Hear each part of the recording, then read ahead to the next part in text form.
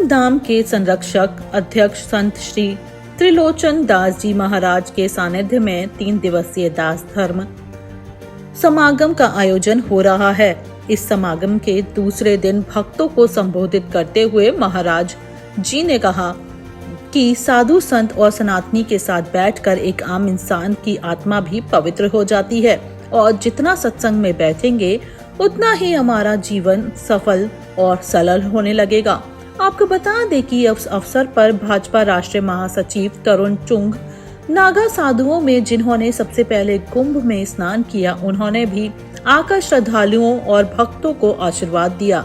साथ ही पूज्य संत श्री अर्पित महाराज, श्री जगत गुरु आचार्य अरुण चैतन्यपुरी महाराज, बाबा हरजीत सिंह भी रसूलपुर, श्री भूपेंद्र गिरी जी महाराज, आध्यात्मिक गुरु स्वामी दीपांकर महाराज, भगवताचार्य श्री संजीव कृष्ण ठाकुर जी महाराज वृंदावन, श्री महंत नारायण गिरी जी महाराज, जगत गुरु रामानंद आचार्य स्वामी श्री महाराज श्री धाम अयोध्या सहित लंदन के रेडियो एंकर रवि शंकर व सत्यभूषण जैन भी उपस्थित रहे। इस अवसर पर निशुल्क मेडिकल कैंप, नेत्र चिकित्सा शिविर, गरीब विद्यार्थियों को पुस्तकें और विधवा महिलाओं के लिए सिलाई मशीनें वितरित की गयी।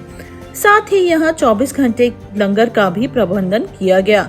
संस्था के संरक्षण दास हैरी व दास दीपक ने आए हुए संतों को माला व शॉल पहनाकर स्वागत किया।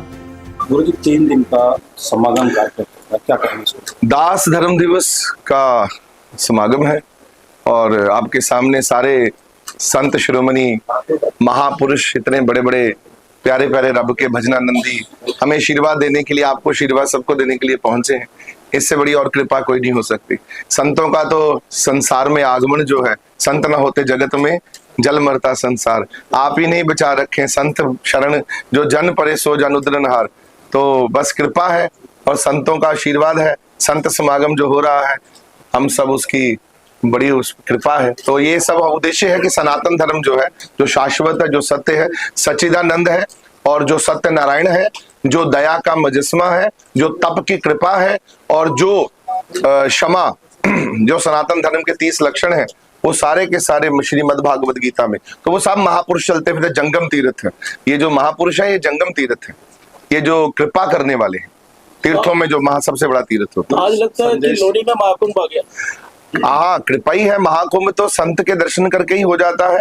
त्रिवेणी से तो यही कृपा है कि संत गए हैं, स्नान करे हैं। जब भागीरथी जी ने कहा महादेव से कि मैं नीचे आ रही हूँ, मेरा वेग हो रहा है, तो महादेव कलयुग में मुझे मैं निर्मल कैसे रहूंगी? तो महादेव ने कहा कि जो भजनानंदी नाम जपने वाले साधु संत महापुरुष, जो हे गंगे तुम में नाम जपते हुए डुबकी लगाएंगे, तुम भी उससे निर्मल होगी। तो कितनी बड़ी कृपा कर दी संतों ने। आज निर्मल गंगा को भी महादेव ने कहा तो उसी वक्त चरणों में गिर पड़ी गंगे। ठीक है जी, कृपा। अब मैं आने को तैयार हूँ संसार में। तो ये कृपा है। क्या संदेश आपने? ये संदेश है मेरा कि हमारे भारत में सनातन धर्म की 21वीं सेंचुरी की डंका जो बज चुका है, 21वीं सेंचुरी सनातन धर्म की है। बहुत दब लिया, बहुत कमजोर पड़ गई सनातन, जो हमको क्यूरिकुलम में, हमारे स्कूल के क्यूरिकुलम अर्थात किताबों में पढ़ाया नहीं गया। तो सनातन भाईचारा जो है, सनातन की जो आवाज है, जो सत्य है, शाश्वत है, उसको पूरे विश्व में हमारा ये करना है। कुंभ जैसा जो महोत्सव, अभी गिनीज बुक ऑफ रिकॉर्ड वाले भी वहां भाग रहे हैं, बड़े बड़े। किसी देश धर्म का ये जो आप देख लीजिए, कोई कुंभ नहीं कर सकता। तो ये हमारे लिए गौरव की बात है कि इतनी भीड़, हम देखो माँ बुला रही है तो सनातन की जय हो रही है, सनातन की कृपा हो रही है। और ये साधु सनातन संतों ने जो कृपा कर रखी है, इसके लिए मैं इनका आभार प्रकट करता हूं और गर्व महसूस करता हूं कि हम सब सनातनी हैं और सनातनी जीवन जी रहे हैं और सनातनी जीवन में ही मरेंगे। ये हमारा बहुत बड़ी कृपा है हम पर। ये मांग उठ रही है कि सनातन बोर्ड का गठन किया जाए, साथ साथ हिंदू राष्ट्र घोषित किया जाए। देखिए, सनातन बोर्ड जो है वो हमारा अभी विषय नहीं है। तो अगर सनातन बोर्ड तो कब नहीं था, आप ये बताओ। हमारा देश सबसे पहले क्या था, आप बताओ क्या था हमारा देश सबसे पहले सनातनी था कि नहीं था? तो सनातन बोर्ड, पूरा देश ही हमारा है। बोर्ड की क्या बात है, ये देश ही हमारा। 1-1 इंच जमीन हमारी है।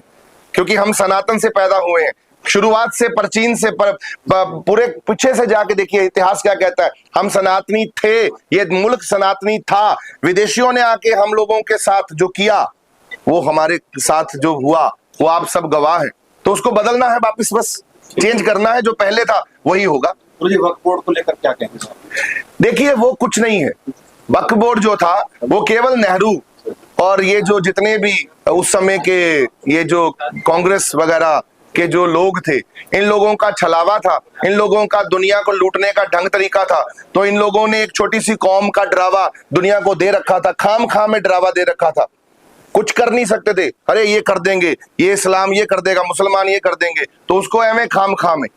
तो ये खाम खा का बनाया हुआ एक षड्यंत्र है जिसका अब कोई फायदा नहीं है बात करने का। तो इसके लिए कोई हीरो बनाने की जरूरत नहीं है, वक्फ बोर्ड कोई ताकत नहीं है, इनसे तो ये छीन लेना है बस हम लोगों ने।